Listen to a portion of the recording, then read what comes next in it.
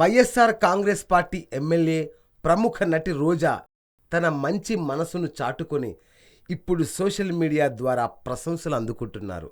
Road ప్రమాదంలో గాయపడిన ఓ యువతిని ఎమ్మెల్యే రోజా ఆస్పత్రికి తరలించి మానవత్వం చాటుకున్నారు. సకాలంలో ఆస్పత్రిలో చేర్పించడంతో ఆమె ప్రాణాలతో బయటపడగలిగింది. దీంతో ఆ మహిళ కుటుంబ సభ్యులు రోజాకు కృతజ్ఞతలు తెలియజేశారు. అంతేకాక ఈ విషయం సోషల్ మీడియాకు ఎక్కడంతో రోజాపై ప్రశంసల వర్షం కురుస్తోంది. యాదమరి మండలం ముత్తరపల్లెకు చెందిన సింధు స్కూటీలో చిత్తూరు నుంచి తిరుపతి ఎస్వీయుకు బయలుదేరి వెళ్ళింది. నేండ్రగుంట వద్ద గుర్తు తెలియని వాహనం ఆమె స్కూటీని ఢీకొని వెళ్లిపోయింది.